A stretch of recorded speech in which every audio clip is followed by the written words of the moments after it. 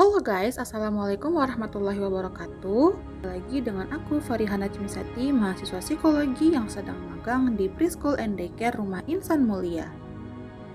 Sesuai janjiku di mini vlog part 1 kemarin, di part ini aku ingin menceritakan lebih lanjut tentang kegiatan yang aku lakukan selama menjalani magang di Preschool and Daycare.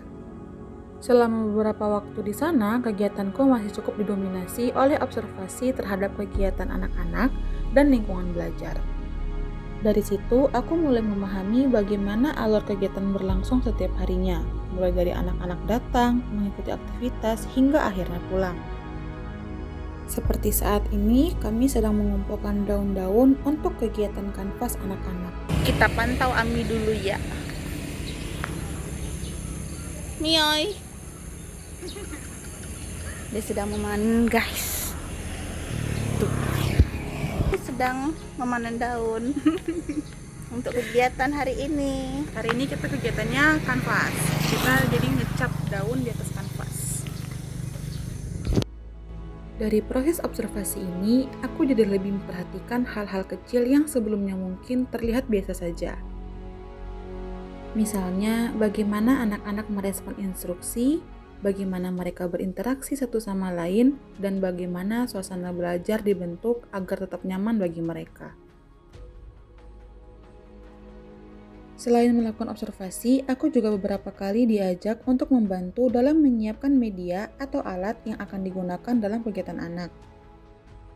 Biasanya, media tersebut digunakan untuk menstimulasi perkembangan anak, baik dalam aspek motorik maupun kognitif. Walaupun terlihat sederhana, ternyata setiap alat dan kegiatan yang diberikan memiliki tujuan tertentu. Dari situ, aku mulai memahami bahwa dalam dunia pendidikan anak usia dini, setiap detail kecil itu memiliki peran yang sangat penting. Selain itu, aku juga banyak belajar dari rekan kerja di sana yang sangat membantu selama proses magang. Mereka menunjukkan bagaimana cara berinteraksi dengan anak-anak secara sabar, tetap tenang dalam berbagai situasi, dan mampu mengarahkan kegiatan dengan baik. Ini adalah lucunya lagi apa? Ada tongkang sih.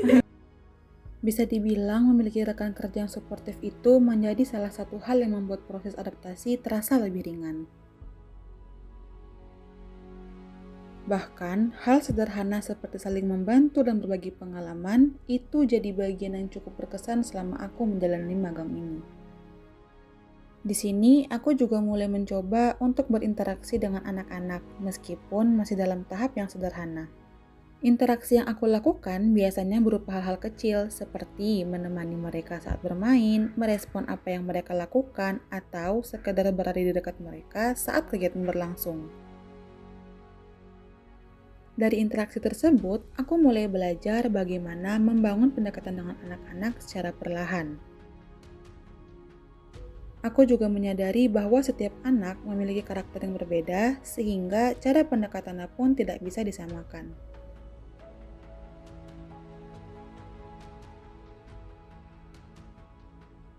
Dari pengamatan yang aku lakukan, aku mulai melihat bahwa setiap kegiatan yang dilakukan sebenarnya sudah dirancang dengan tujuan tertentu, walaupun terlihat sederhana.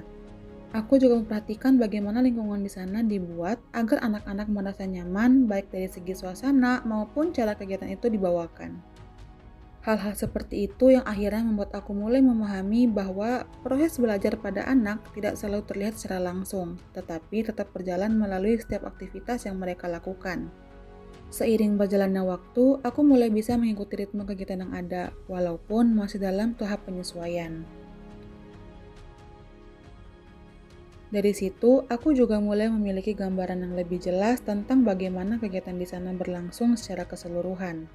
Selain kegiatan di dalam lingkungan preschool and daycare, aku juga sempat diikutsertakan oleh kepala sekolah untuk mengikuti kegiatan di sekolah dasar dengan tema mengenali emosi pada anak, yang memberikan pengalaman baru dalam memahami bagaimana anak mengenali dan mengekspresikan perasaan mereka.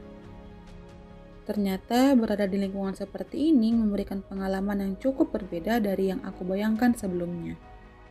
Sampai di sini video part kedua. See you next time. Bye.